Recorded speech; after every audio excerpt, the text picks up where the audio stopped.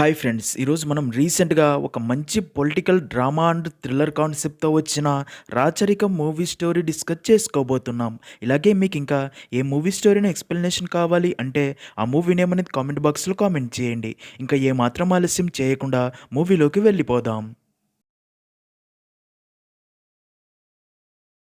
Movie start అవ్వగానే రాయలసీమలోని రాచకొండ అనే ఊర్లో ఉండే రాజారెడ్డి అనే ఒక పొలిటీషియన్ని చూపిస్తారు. అయితే ఒకరోజు రాత్రి రాజారెడ్డి చాలా సంతోషంగా మందు తాగుతూ తన బామ్మర్ది అండ్ మనుషులతో మాట్లాడుతూ ఉంటాడు. ఎందుకంటే మరో పక్క రాజారెడ్డి భార్య ఒక బిడ్డకి జన్మనివ్వబోతూ ఉంటుంది కాబట్టి. అలా రాజారెడ్డి భార్య పొట్టినొప్పులతో బాధపడుతూ ఉంటే రాజారెడ్డి మాత్రం చనిపోయిన తన ఫాదర్ ఫోటో దగ్గరికి వెళ్ళి, నాన్న నువ్వే మళ్ళీ నా కొడుకు రూపంలో పుట్టాలి, అదే నా కోరిక నెరవేర్చు నాన్న అని పదే పదే కోరుకుంటూ మళ్ళీ తన మనుషుల దగ్గరికి వచ్చి డ్రింక్ చేస్తూ ఉంటాడు.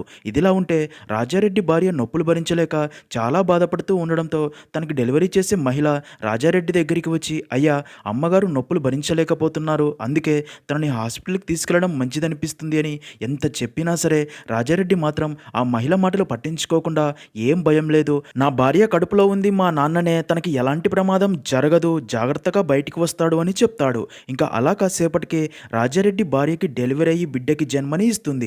అయితే డెలివరీ కాగానే ఆ బిడ్డని చూసి రాజారెడ్డి భార్య అండ్ అక్కడి మహిళలు ఫుల్గా భయపడిపోతారు. ఎందుకంటే రాజారెడ్డి కోరుకుంటున్నట్టు తన భార్య జన్మనిచ్చింది అబ్బాయిని కాదు అమ్మాయిని కాబట్టి.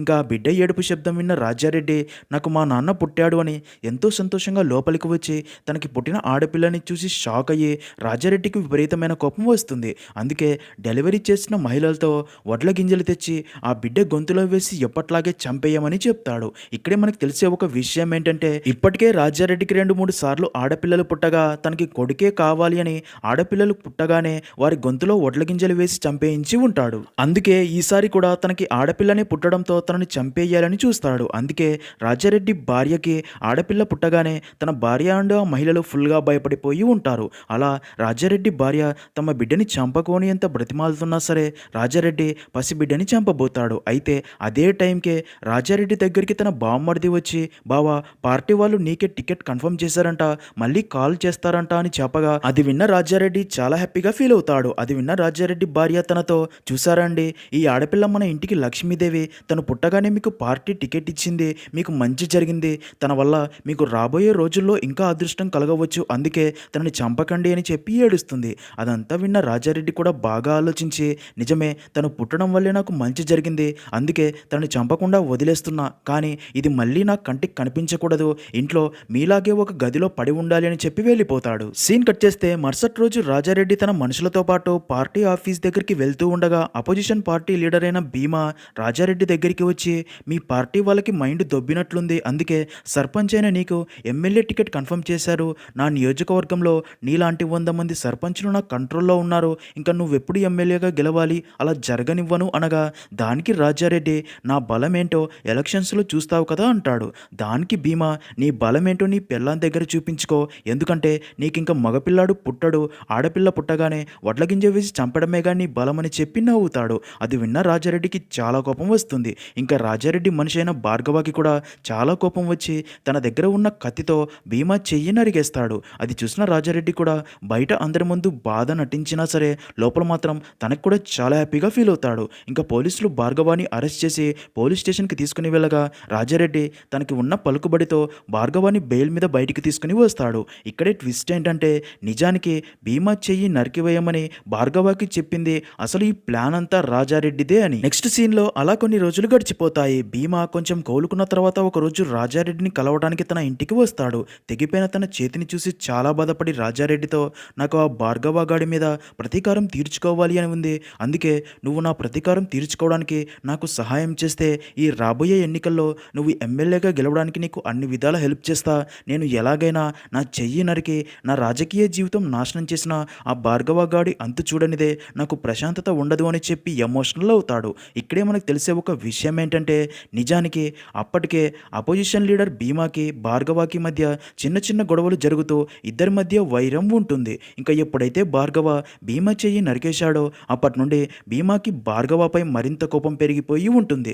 ఇంకా భీమా చెప్పిందంతా విన్న రాజారెడ్డి చాలా సంవత్సరాలుగా తన దగ్గర ఎంతో నమ్మకంగా పనిచేస్తూ రాజారెడ్డి కోసం ప్రాణాలైనా ఇచ్చే భార్గవ ప్రాణం ఒక పొలిటీషియన్గా ఆలోచించి భీమా డీల్కి తాకట్టు పెట్టి భార్గవాన్ని చంపడంలో హెల్ప్ చేస్తా అని తనకి మాటిస్తాడు. ఇంకేముంది, అలా ఒక రోజు ప్లాన్ ప్రకారం భార్గవ తన భార్య కొడుకుతో ఒంటరిగా వెళ్తుండగా భీమాకి ఇన్ఫర్మేషన్ ఇవ్వడంతో భీమా తన మనుషులతో వారిపై అటాక్ చేసి భీమా కత్తులతో భార్గవాన్ని దారుణంగా నరికి చంపేస్తాడు. ఈ అటాక్లో భార్గవ భార్య కొడుకు కూడా గాయాలవుతాయి. అయితే అదంతా చూసిన భార్గవ కొడుకు తన తండ్రిని చంపిన వారిపై రివెంజ్ తీర్చుకోవాలి అని 5 సంవత్సరాల వయసులోనే కత్తి పట్టుకుంటాడు. అయితే అది చూసిన తన అమ్మ ఇదంతా మనకి వద్దు అని వాటన్నిటికీ తన కొడుకుని దూరంగా పెంచాలి అనుకుంటుంది. మరో పక్క రాజారెడ్డి భార్గవాన్ని చంపడంలో భీమాకి హెల్ప్ చేసి ఇప్పుడు భార్గవ చావుని కూడా వాడుకొని భార్గవాన్ని చంపిందే అపోజిషన్ లీడర్ అయిన భీమానే అని ఆ నియోజకవర్గం ప్రజలందరికీ తెలిసేలా చేసి భీమాని ప్రజలందరి ముందు చెడ్డవాడిలా చూపించడంతో అలా మళ్ళీ ప్లాన్ ప్రకారం తన మనుషులతో భీమాని కూడా తనే చంపేయించి చివరికి ఆ నియోజకవర్గ ప్రజలందరి సింపతితో అందరి ప్రజలు ఎలక్షన్స్లో రాజారెడ్డికి ఓట్లు వేయడంతో ఎమ్మెల్యేగా గెలుస్తాడు. తర్వాత తను సీఎం కావాలని ప్రయత్నిస్తూ ఉంటాడు. ఇదే ప్రాసెస్లో రాజారెడ్డి కోరుకున్నట్లే తనకి కొడుకు కూడా పుడతాడు. అయితే రాజారెడ్డి తన కొడుకుని పై చదువుల కోసం విదేశాలకు పంపి తను ఏం కోరుకుంటే అది దక్కేలా చేస్తూ ఉంటాడు. ఇంకా తన కూతురు భార్గవి మీద మాత్రం ఎలాంటి ప్రేమ చూపకుండా భార్గవి పెద్దయ్యాక తన పెళ్లి పక్క జిల్లాలో పేరు పలుకుబడి ఉన్న వీరా అనే వ్యక్తితో చేస్తాడు. నిజానికి వీరా ఒక రాక్షసుడు. అయితే రాజారెడ్డి పక్క జిల్లాలో కూడా తన పలుకుబడి పెంచుకోవడానికే తన కూతురు భార్గవికి ఇష్టం లేకపోయినా సరే తనని బలి పశువుని చేసి వీరాకి ఇచ్చి పెళ్లి చేసి ఉంటాడు. ఇంకా అలా రాజారెడ్డి ఇప్పుడు డిప్యూటీ సీఎంగా ఉంటూ సీఎం కావాలని ఆశపడుతూ ఉంటాడు. సీన్ కట్ చేస్తే వీరాని చూపిస్తారు. ఒకరోజు రాచకొండ శివారు ప్రాంతంలో జాతర జరుగుతూ ఉండగా వీర తన మనుషులతో అక్కడికి వస్తాడు. అయితే అప్పుడే వీర అదే జాతరలో ఒక అమ్మాయిని చూసి ముందు వెనక ఆలోచించకుండా తనని బలవంతంగా ఊరి చివరికి తీసుకుని వెళ్ళి అత్యాచారం చేసి చంపేసి చెట్టుకు ఉరివేసి అక్కడ నుండి వెళ్ళిపోతారు. మరుసటి రోజు ఉదయం ఈ విషయం కాస్త ఊరి వాళ్ళందరికీ తెలిసి అక్కడికి వచ్చి ఆ అమ్మాయి శవాన్ని చూసి చాలా బాధపడతారు. పోలీసులు కూడా అక్కడికి చేరుకుంటారు. అక్కడ ఉన్న అందరికీ తెలుసు అది వీరా పనే అని. కానీ అలాంటి రాక్షసుడికి ఎదురెళ్ళి నిజం చెప్తే తర్వాత తమ పరిస్థితి కూడా అదే అని వీరాకి భయపడి అందరూ సైలెంట్గా ఉండిపోతారు. ఇంకా ఈ విషయం కాస్త రాజారెడ్డికి తెలిసి వెంటనే భార్గవికి ఫోన్ చేసి కోపంతో నీ భర్త ఏం చేస్తున్నాడో తెలుసా, త్వరలో ఎలక్షన్స్ రాబోతున్నాయి, నీ భర్తను నువ్వు కంట్రోల్లో పెట్టుకోలేవా, ఈరోజు ఒక అమ్మాయిపై అత్యాచారం చేసి చంపేశాడంట, వాడు చేసే పనుల వల్ల నాకు చెడ్డ పేరు వస్తుంది అని భార్గవిపై సీరియస్ అవుతాడు. దానికి భార్గవి అయితే నువ్వే నీ అల్లుడితో చెప్పు అనగా అది విన్న రాజారెడ్డి కాల్ కట్ చేసేస్తాడు. నిజానికి రాజారెడ్డికి కూడా వీరా అంటే భయమే ఉంటుంది. వీరాతో ధైర్యంగా మాట్లాడలేడు. ఇంకా ఈ విషయం తెలుసుకున్న భార్గవి చనిపోయిన అమ్మాయి ఇంటి దగ్గరికి వెళ్ళి తన పేరెంట్స్తో నీ బిడ్డ చావుకి కారణమైన వాడు ఎవడైనా కానీ ఆ దేవుడే వాడికి శిక్ష విధించి తీరుతాడు అని ఆ అమ్మాయి పేరెంట్స్కి కొంచెం డబ్బు ఇచ్చి చాలా ఎమోషనల్ అయ్యి అక్కడ నుండి తిరిగి వెళ్ళిపోతుంది. ఇక్కడే మనకు తెలిసే ఒక విషయం ఏంటంటే నిజానికి భార్గవికి తన భర్త వీరా అంటే అస్సలు ఇష్టం లేదు అని. నెక్స్ట్ సీన్లో మన మూవీలో మెయిన్ క్యారెక్టర్ అయిన శివ అని చూపిస్తారు. ఇక్కడే మనకు తెలిసే ఒక విషయం ఏంటంటే ఈ శివ ఎవరో కాదు, చనిపోయిన భార్గవ కొడుకే. శివ చిన్న చిన్న మూవీస్లో హీరోగా యాక్ట్ చేస్తూ ఉండేవాడు. ఇంకా భార్గవి కూడా ఒకప్పుడు మూవీస్లో హీరోయిన్గా యాక్ట్ చేస్తూ ఉంటుంది. అక్కడే ఇద్దరి మధ్య పరిచయం కాస్త ప్రేమగా మారి ఉంటుంది. ఇంకా ఒకరోజు భార్గవి వెళ్ళి శివాని కలిసి నేను ఇంకా నా భర్తతో కలిసి ఉండలేను, తను ఒక రాక్షసుడు అని చెప్పి శివాని హగ్ చేసుకొని ఎమోషనల్ అవుతుంది. నా భర్త మా నాన్న ఇద్దరూ చేసే అన్యాయాలకి అడ్డు అదుపు అనేది లేకుండా పోయింది. ప్రజలందరూ వారి వల్ల చాలా కష్టాలు అనుభవిస్తున్నారు. ఇంకా విదేశాల్లో చదువుకోవడానికి వెళ్ళిన మా తమ్ముడు వివేక్ అయినా మంచివాడు అని ఇన్ని రోజులు ఆశలు పెట్టుకున్నాను. కానీ తను విదేశాల నుండి తిరిగి వచ్చాకే తన గురించి కూడా అర్థమైంది. మా తమ్ముడు వివేక్ కూడా మా నాన్న భర్త లాంటి వాడే అని, తను పాలిటిక్స్లో ఎంటర్ అవ్వాలి అని మా నాన్నతో కలిసి చేయని అన్యాయాలంటూ లేవు అని చెప్తుంది. ఇక్కడే మనకు తెలిసే ఒక విషయం ఏంటంటే శివ ఇన్ని రోజులు జైల్లో ఉండి ఈరోజే జైలు నుండి విడుదలై బయటికి వచ్చి ఉంటాడు అని. అసలు శివ జైలుకి ఎందుకు వెళ్లాల్సి వచ్చిందో ఇక్కడే మనకి చిన్న ఫ్లాష్ బ్యాక్ని చూపిస్తారు. సీన్ కట్ చేస్తే శివ అండ్ భార్గవి ఒకే కాలేజీలో ఒక క్లాస్ చదువుతూ ఉంటారు. శివ అండ్ భార్గవి ఒకరికొకరు నచ్చి ఇష్టపడుతూ ఉంటారు. భార్గవికి కూడా శివ ఎప్పుడు తన దగ్గరికి వచ్చి తన ప్రేమ విషయం చెప్తాడని వెయిట్ చేస్తూ ఉంటుంది. ఇలా ఉండగా ఒకరోజు శివ క్లాస్మేట్ అయిన కేశవారెడ్డి తక్కువ జాతి వాళ్ళు అంటూ శివ అండ్ మరికొంతమందిని క్లాస్ రూమ్లో తమ పక్కన కూర్చోవద్దు అని వెనకాల నిలబడి క్లాసెస్ వినమంటారు. అయితే ఈ విషయం కాస్త ఆర్ఎస్ఎఫ్ లీడర్ అండ్ వారి సీనియర్ అయిన క్రాంతికి తెలిసి శివ అండ్ మిగతా వారందరికీ సపోర్ట్గా నిలబడతాడు. అలాగే కాలేజ్లో ఇలాంటి జాతి వివక్ష ఉండకూడదు అని అని క్రాంతి అండ్ తన ఫ్రెండ్స్ అలాగే శివ, భార్గవి ధర్నా కూడా చేస్తారు. అలా ఈ ఇష్యూ కాస్త పెద్దదయ్యి ఇదే విషయం రాజారెడ్డి దాకా వెళ్తుంది. ఈ ఇష్యూ తన రాజకీయ ఎదుగుదలకి ప్రాబ్లం అవుతుంది అని, దీనంతటికి కారణం ఆ క్రాంతి అని తెలిసి క్రాంతిని ఎలాగైనా ఒక కేసులో ఇరికించి పోలీస్ స్టేషన్లో ఉంచాలి అని ప్లాన్ ప్రకారం క్రాంతి రూమ్లో డ్రగ్స్ దొరికేలా చేసి పోలీసులతో క్రాంతిని అరెస్ట్ చేయిస్తారు. దాంతో శివ అండ్ భార్గవి అండ్ మిగతా స్టూడెంట్స్ అందరూ క్రాంతి తప్పు చేయడు అని తనని బెయిల్ మీద విడుదల చేయించడానికి పోలీస్ స్టేషన్ దగ్గరికి వెళ్ళి పోలీస్ స్టేషన్ ముందు ధర్నా చేస్తూ ఉండగా పోలీసులు వారితో క్రాంతిని పోలీస్ స్టేషన్ వెనక నుండి మెజిస్ట్రేట్ దగ్గరికి పంపామని అక్కడికి వెళ్ళండి అని చెప్తారు. దాంతో శివ అండ్ మిగతా ఫ్రెండ్స్ అందరూ మెజిస్ట్రేట్ దగ్గరికి వెళ్తారు, కానీ అక్కడ క్రాంతి ఉండడు. దాంతో వారికి ఏమీ అర్థం కాదు. నెక్స్ట్ సీన్లో మరుసటి రోజు ఉదయం శివ అండ్ ఫ్రెండ్స్కి క్రాంతి డెడ్ బాడీ మార్చురీలో ఉంది అని తెలిసి షాక్ అయ్యి వెంటనే అక్కడికి చేరుకుని పోలీసులే క్రాంతిని చంపేశారు అనగా దానికి పోలీసులు రాత్రి మెజిస్ట్రేట్ దగ్గరికి తీసుకెళ్తుంటే క్రాంతి పారిపోవాలని కానిస్టేబుల్ దగ్గర తుపాకీ లాక్కొని షూట్ చేసి పారిపోవాలని చూశాడు. అందుకే షూట్ చేశామని చెప్తాడు. ఇంకా క్రాంతి డెడ్ బాడీని చూసిన తన గర్ల్ ఫ్రెండ్ దేవి చాలా ఎమోషనల్ అవుతుంది. తర్వాత అందరూ కలిసి క్రాంతి డెడ్ బాడీకి అంత్యక్రియలు పూర్తి చేస్తారు. సీన్ కట్ చేస్తే కాలేజీలో తక్కువ జాతి వారి మీద జులుం చూపించే వారిని ఎదిరించే క్రాంతి చనిపోవడంతో కాలేజీలో కేశవాండు తన ఫ్రెండ్స్ ఆగడాలు మరింత ఎక్కువ అవుతాయి. క్రాంతి లవర్ అయిన దేవి క్రాంతి గురించి ఆలోచిస్తూ బాధపడుతూ ఉండగా అప్పుడే కేశవాండు తన ఫ్రెండ్స్ అక్కడికి వచ్చి దేవితో ఆ క్రాంతిగాడు చనిపోయాడని బాధపడుతున్నావా, ఏం బాధపడకు, వాడికంటే బాగా మేము చూసుకుంటాంలే అని దేవితో అసభ్యకరంగా ప్రవర్తించి తన బట్టలు కూడా చించేస్తారు. ఇంకప్పుడే అటుగా వచ్చిన శివ అది చూసి కోపంతో కేశవాండు తన ఫ్రెండ్స్ని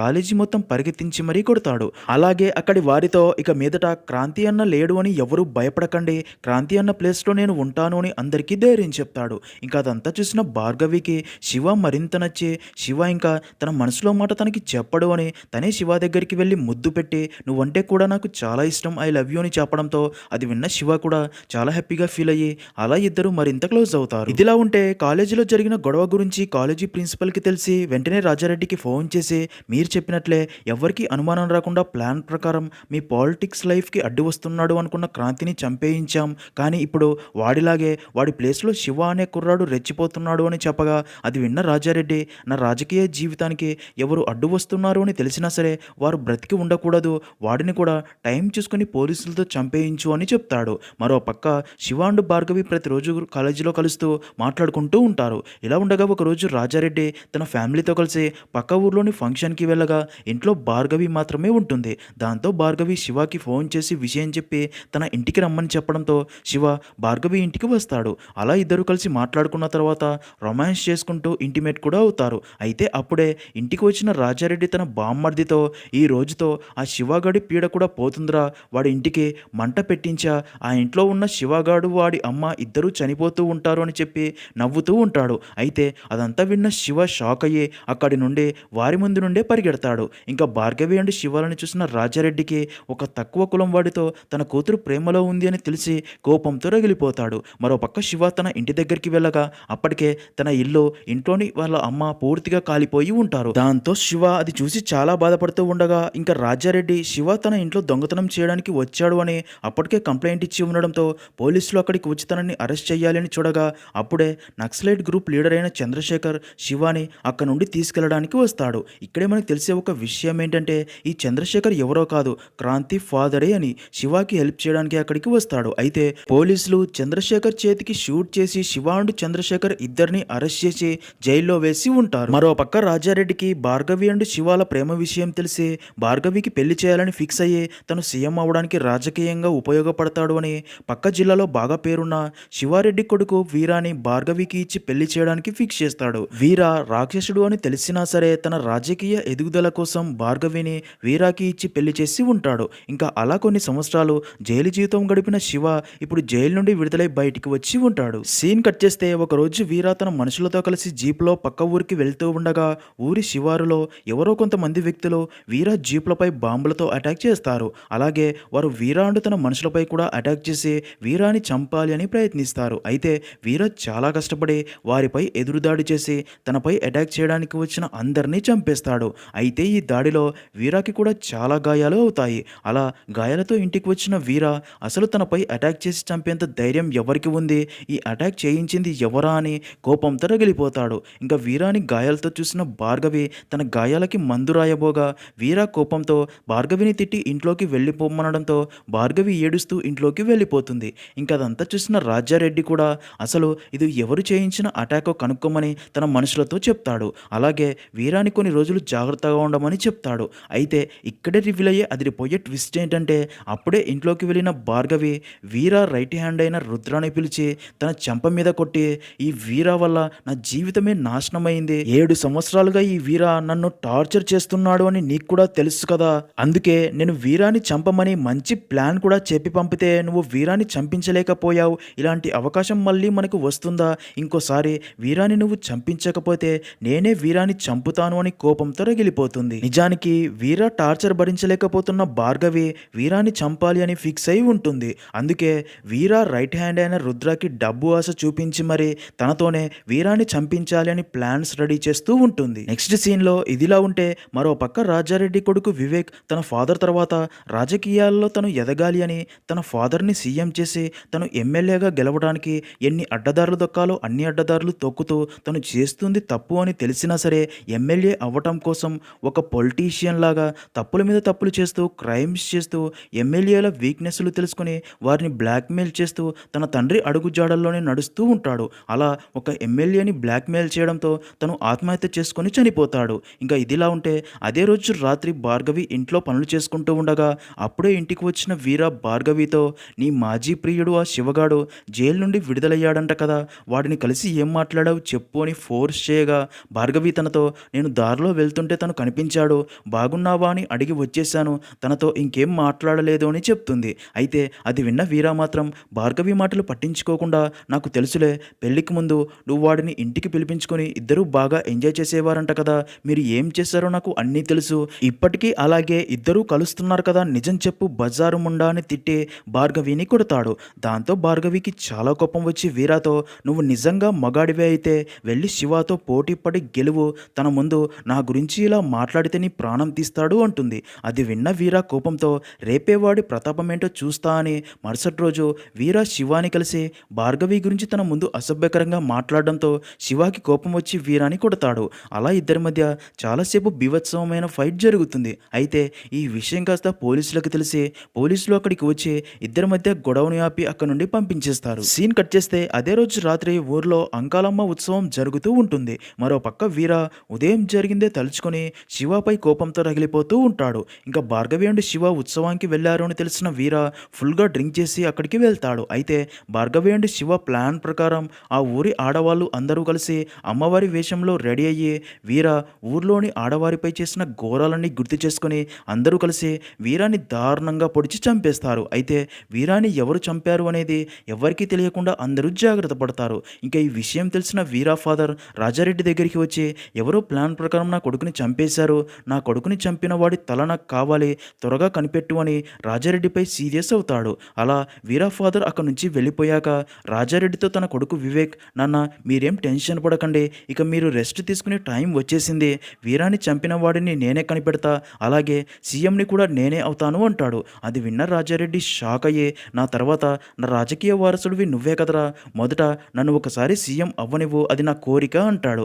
దానికి వివేక్, మీ వయసు అయిపోయింది నాన్న, మీ కొడుకుగా నేను సీఎం అవుతా, అది మీకు సంతోషమే కదా, ఇదే నా నిర్ణయం, నెక్స్ట్ సీఎం క్యాండిడేట్ నేనే, ఇది ఫిక్స్ అనడంతో తన కొడుకే తనకి ఎదురు మాట్లాడడంతో రాజారెడ్డి షాక్ అయ్యి తన బాడీ ప్యారలైజ్ అవుతుంది. అక్కడే ఉన్న భార్గవి అదంతా చూసి తన ఫాదర్తో, నాన్న మీరు మీ కొడుకు మీద ఎంతో ప్రేమ చూపిస్తే చూసారా, మీ కొడుకు మీకు ఎలాంటి రిటర్న్ గిఫ్ట్ ఇచ్చాడో, ఇప్పుడు వచ్చే ఎన్నికల్లో చనిపోయిన నా భర్త వీరాస్థానంలో రాచకొండ నుండి నేనే పోటీ చేయాలి అనుకుంటున్నానని చెప్పగా అది విన్న వివేక్ షాక్ అయ్యే భార్గవితో, పోటీ చెయ్యకు అని చెప్తాడు. దానికి భార్గవి, నా భర్త ఫ్యామిలీ ఎప్పటి నుంచో పాలిటిక్స్లో ఉంది కనుక నా భర్త ఫ్యామిలీ తరపున నేను పోటీ చేస్తా అని చెప్తుంది. అది విన్న వివేక్ కోపంతో అక్కడి నుంచి వెళ్ళిపోతాడు. నెక్స్ట్ సీన్లో మరుసటి రోజు భార్గవి తన మావయ్యకి అదే విషయం చెప్పి పార్టీ ఆఫీస్కి వెళ్ళి పార్టీ అధినేతకు కూడా అదే విషయం చెప్పగా తన భర్త స్థానంలో ఎమ్మెల్యే టికెట్ ఇస్తాను అని చెప్తాడు. దానికి భార్గవి, నా భర్త స్థానంలో పోటీ చేస్తే ఇండిపెండెంట్గా కూడా నేనే గెలుస్తా, కానీ నాకు సీఎం అవ్వాలని ఉంది,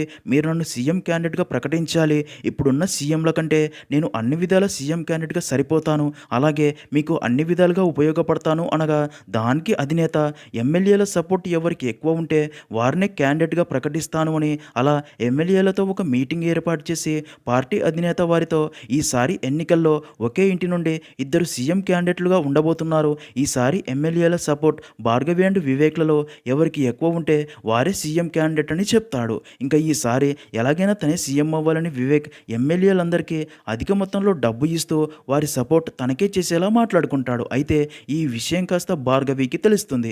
ఎలా అంటే అప్పటికే భార్గవి ప్లాన్ ప్రకారం ఒక సీక్రెట్ ఇన్ఫార్మర్ని వివేక్ మనుషులలో ఉంచి అక్కడ వివేక్ ఏం చేసినా సరే తనకి తెలిసేలా చేసుకుంటూ ఉంటుంది. కాబట్టి ఇంకా అలా వివేక్ ఏ ఏ ఎమ్మెల్యేలకైతే డబ్బు ఇచ్చి తనకి సపోర్ట్ చేసేలా చేసుకుంటున్నాడో ఆ ఎమ్మెల్యేల లిస్టు తీసుకుని భార్గవి రుద్రాను తన మనుషులతో కలిసి ఆ ఎమ్మెల్యేల ఇంటికి వెళ్ళి వారిని బెదిరించి వివేక్ దగ్గర డబ్బు తీసుకున్నా సరే సపోర్ట్ మాత్రం తనకే చేయాలి అని, లేదంటే వారి ఫ్యామిలీ మొత్తాన్ని చంపుతానని బెదిరించడంతో అందరి ఎమ్మెల్యేలు కూడా భార్గవికి సపోర్ట్ చేస్తామంటారు. ఇంకా తర్వాత భార్గవి తనకి ఎంతో సపోర్ట్ చేసిన రుద్రాను కూడా చంపేయిస్తుంది. ఎందుకంటే అప్పటికే వివేక్ రుద్ర భార్గవికి క్లోజ్ అని తెలుసుకుని రుద్రాకి డబ్బు ఆశ చూపించి భార్గవిని చంపడానికి అధిక మొత్తంలో రుద్రాకి డబ్బు ఇచ్చి ఉంటాడు. అందుకే రుద్ర భార్గవిని కూడా చంపాలని చూస్తాడు. అయితే భార్గవికి ఈ విషయం కాస్త తెలిసి రుద్రాన్ని కూడా చంపేయించి ఉంటుంది. ఇదంతా చూస్తూ ఉంటే భార్గవి కూడా ఒక ఫుల్ ఫ్లెడ్జ్డ్ పొలిటీషియన్ గా మారిపోయినట్టు అర్థమవుతుంది. సీన్ కట్ చేస్తే అలా ఎలక్షన్స్ జరిగే రోజు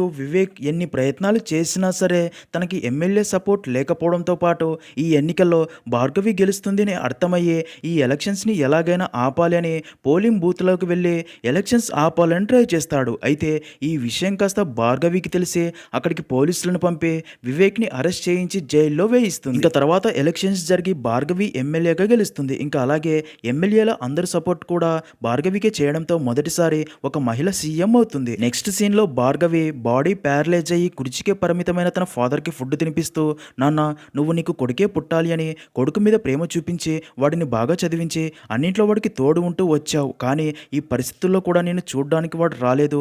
అమ్మాయి అని పురిట్లోనే నన్ను చంపాలి అనుకున్నావు. కానీ ఇప్పుడు అదే ఈ కూతురు నిన్ను చూసుకుంటుంది. ఇప్పటి నుంచైనా ఆడదాన్ని చులకనగా చూడకండి. ఇక మీదట నీతో పాటు ఈ రాష్ట్రాన్ని కూడా బాగా పరిపాలిస్తాను అని చెప్తుంది. ఇంకా భార్గవి సీఎం అవడంతో ఈ ఎలక్షన్స్ లో పోటీ చేసి అపోజిషన్ లో ఓడిపోయినా సరే శివ కూడా చాలా హ్యాపీగా ఫీల్ అవుతాడు. అలా అక్కడితో మూవీ అనేది ఎండ్ అవుతుంది.